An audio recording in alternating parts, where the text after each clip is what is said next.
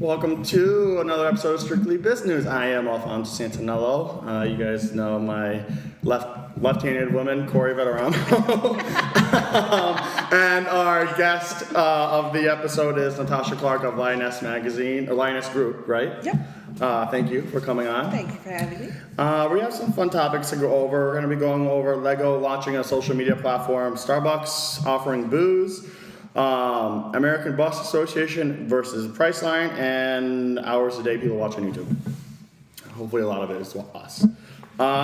First up, we're going to go, Lego launches their social media platform called ReBrick.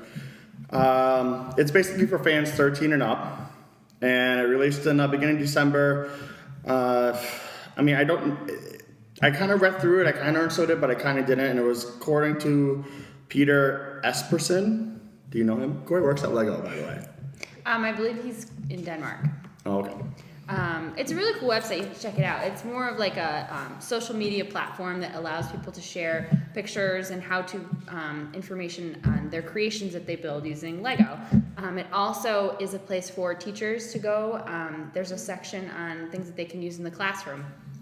A lot of Lego's online social media presence is due to their fans, which is kind of like good and bad. Yeah. So I think this is awesome that they created like such a platform to assist with their biggest fans and how they can get their information out there, because when you build something, all you want to do is share it with the world. Yeah, so it's really cool. So if you can digitally build what you want through Lego pieces and then kind of like show it off in a way.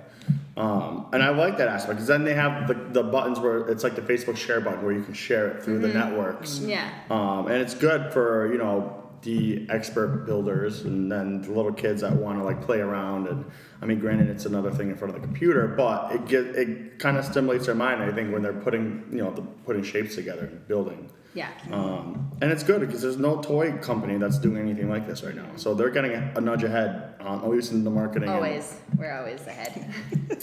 Again, Lego's not sponsoring this episode. No, but it's really cool. I mean, for the 13-year-old boy who creates something, like, we actually get, we have a call center that people call in and want to share what they made and where can they post it and things like that. So it actually gives them an opportunity to feel like a superstar for what they've built, other than what the instructions tell you to do. Actually, it never even dawned on me about adults who would still love to build things like that. Yeah. So I thought it was cool. It made me think of, like Star Trek and the Trekkies, Yeah. But I thought, that's different. So. Yeah, I mean, it's cool, and I think I just imagine what they're going to come up with. This is obviously the first version, but what down the road, what's going to evolve into. Next up, Starbucks is beginning to offer alcohol in certain locations in Atlanta, Southern California, and some into Chicago starting as soon as this year. That's just what you want, Instead of adding a shot of espresso, just give me a shot of vodka in my coffee. Some days. This is too much. Some days you feel like a nut. Sometimes. I don't know. For me, this is too much. Like, Starbucks needs to stick to their overpriced coffee and just stick with that. I think they're kind of going over. Then I guess they're saying each location is going to vary on what is popular by that location, so that's what they're going to offer for alcohol drinks. And then they're going to go into more food services too. And I think they're really steering away from what they're good at, and they should just focus on what they know. It's going to be overkill after. It's like McDonald's when they wanted to do pizzas in the late 80s and early 90s. That didn't go over well. I'm still scared of the McRib. I'm still scared of McDonald's, period. I don't know. They're trying to be all things to all people, and sometimes it works and sometimes it doesn't. I mean, Starbucks is this giant in a wicked competitive world, and they're able to succeed, so they might be able to apply what they know and what they do best to a whole nother industry, but I don't foresee it working. This past 2011, they closed down 600 locations and they laid off a lot of people. So now I'm thinking, they doing this layout so they can test like their new, demographic or their new service offerings. Like, it's just, for me, Yeah. I mean, I hardly go to Starbucks as it is. I'm a Dunks person. But I don't know. Maybe it'll work in certain areas, certain cities if they keep it contained, but downtown, I don't know about that. Yeah, not in Western Mass. There's enough liquor around in Western Mass. We don't need it in Starbucks. And then how is Starbucks getting a liquor license? That's another thing. Like, yeah, there's usually limited per city, per access. town. Yeah. Well, they'll be paying big bucks for it because, or there's they're actually, sad to say that they're lucky that restaurants, a lot of them don't last after the first couple of years. So when they probably already bought a ton of liquor license and they're just holding on to them just to. Yeah, they're hard to get your hands on. Yeah, they are. So, I mean, it varies on pricing and rules and regulations for every town, and every city has their own rules, but. I can just see their logo, that like, who's the woman, right? And all of a sudden she's like a shot girl. Like, they like change up their logo. Or she's like wearing like a Hooters outfit. one eye's open and one's like, Or people might end up staying there at night when they have the booze and waking up in the morning and have their coffee. Yeah, I mean, why leave? 24 hours. Yeah, it's like, all right, we won't go home anymore. We'll work here 24/7. Yeah. Just, Screw the baristas. They have like shot girls, Hooters girls. Like, shoot. Imagine if they walk around. It's like, would you like a vodka or an espresso? I know. Mixology 101. Next up, American Bus Association wants Priceline to pull the new William Shatner ad that they launched. Priceline killed off his Priceline negotiator character, but he's still in contract with them, so I don't know what they're going to do. But American Bus Association, which I never knew existed until this, wants them to pull the ad because it's basically William Shatner getting blown up in a bus, and it doesn't look. The bus association frowns upon it. So I don't know. I think it's funny just because I think they're building this more into what it really is. It's not going to affect the bus industry. It's a commercial. I mean. And it's funny, and the American Bus Association is creating more buzz for this commercial than it was to begin with. So, Well, it's in bad taste, Al. And we all know that you have good taste. I have amazing taste, and I think the commercial is funny. I YouTubed it, and it was funny, and I liked it, and I don't know, I thought it was funny. And it's William Shatner. Who doesn't like to see him blown up? Can we go back to what you just said, though? Is that what the phrase is? I YouTubed it? Is that the correct phrase for it? We should start an Al vocabulary session. No, I'm not making fun of you. I'm just like, wondering. Yeah, I mean, YouTube. Googled it, yep. I YouTubed it. I watched it on YouTube. I asked Jeeves it. No, there's no more of that. What are you, 12?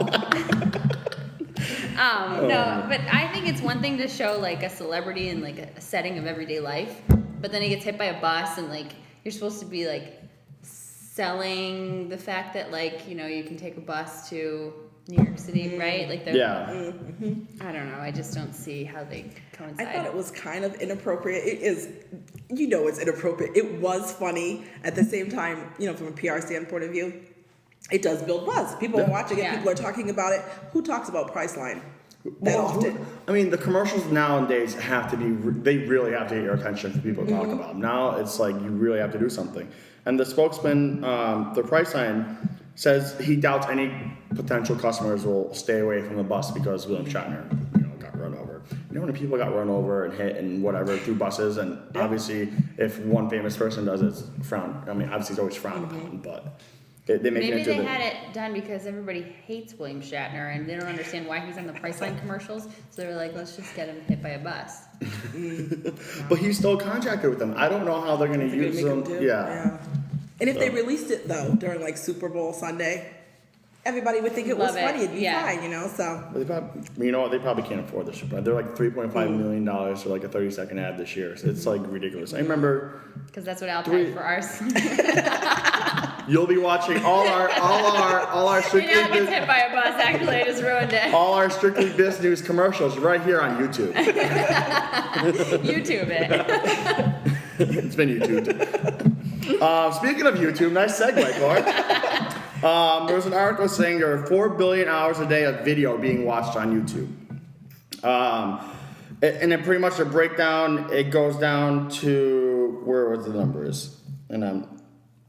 Okay, anyway. Yeah. For every other person on Earth, and 25% jump over the past 8 months. So basically, 2 out of the 3 of us watch over 4 billion hours. No, that makes no sense. Just, Corey, do you want to take this? I think I watch 4 billion hours of YouTube on the weekend. Well, they stream it. It's not like people watch it; they stream it, so it's being watched simultaneously. Yeah. Obviously, it's a unit of Google, which Tasha just found that out. Thanks to Strictly Business. I wonder how many of you found out. But they're explaining it. It's due to now that people can go through YouTube on the phone, even on TV now that you can watch YouTube. So, and not even all the celebrities that have their own YouTube channels now and do their own side shows or whatever. They say, where is it? The number of uploads on the platform are also staggering. About 60 hours of videos now added to the site every minute, compared to 48 hours a minute in May. So just recently, it just keeps going up, and it gives it a hard chance for other video platforms to really compete. I think like the likability factor for me for YouTube is that you can, one, find anything you want, like, and two, it's always available and you don't have to pay for it. But I think it's cool that they have videos on like how to tie a tie, or like how to, I don't know, I forgot what we were. How to subscribe to Strictly Business. Yes. Click subscribe there should right be a up here. how-to video for that, actually. Actually. But Corey yeah, really doesn't if know you how to find subscribe to the anything- channel. If you don't know how to do something, somebody has put a video out there on how to do it, and you can just like watch the video instead of reading directions, because I never do that. And there's also inappropriate. Well, I mean, I didn't look them up, but there's also there are some really thorough, not good videos that people put up, and I'm surprised that's not thorough. And how long did you watch the video before you realized it was inappropriate? So Google didn't break the revenue figures for YouTube yet, but obviously they're not going to disclose about the ads and they're generating, but they're making over $5 billion of revenue just from YouTube. That's ridiculous. And a lot of the money comes through ads, and then they pay out all the people. There's certain people they have on YouTube where you can pay out, because they get so many hits on their own channel, and so they're just a money-making machine. In our next episode later this week, we're gonna actually go through how Google makes its money. But I think that's all we have for today. Dasha, thank you. Good topics. Thank you for having me. No problem. Corey, as You're welcome. always. Why do you finish talking? Jeez. All right, we'll be right back with a awesome segment of For Real.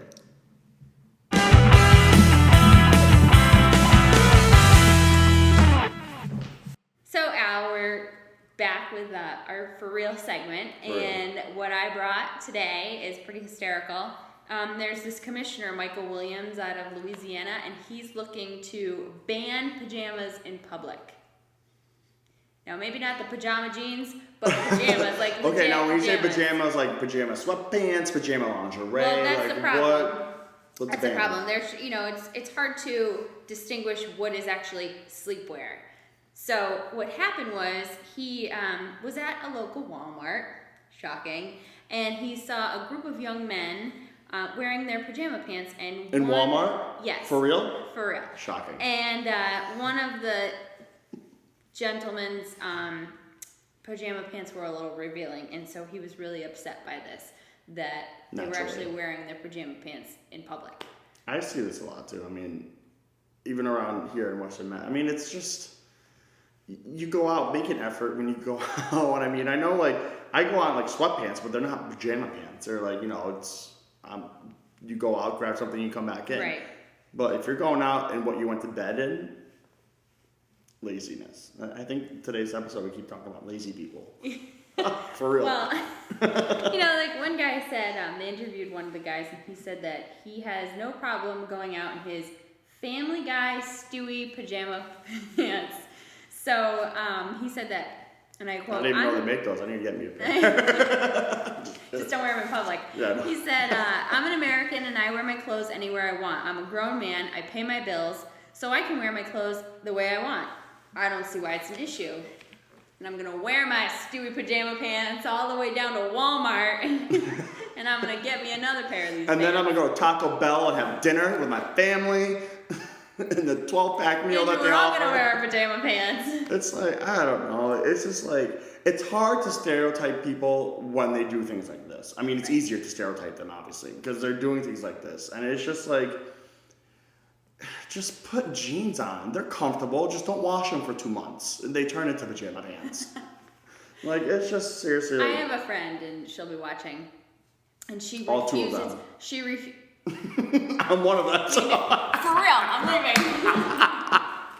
No, but she refuses uses like you cannot get her to like step foot anywhere if she is not dressed. Well, let's play the guessing game. She has been on the show several times. Jess. And but no, she has. There's Wait, an which episode. Jess? There's two Jesses. This is not part of the back to for real. So, anyways, I just think. Hi, Jess. But anyways, so we'll see how this pans out. It's kind of hard to put an ordinance on pajama pants, but I think the moral of the story is put clothes on. Yeah. Real clothes. For real. All right, guys. Thank you for watching. We have an awesome episode coming up next time around, and follow us on Facebook, Strictly Biz News. Follow us on Twitter, Get Biz News, and subscribe to our YouTube channel. It's easy. Corey, all you have to do is click subscribe. I'm still learning. That's it. And stay up to date on all the episodes that are coming up. Also, the Business channel is going to be launching more shows, new episodes of the other shows coming up in the coming weeks. So make sure you guys check it out, thebusinesschannel.com. And we'll see you next time. see you guys next time. Bye.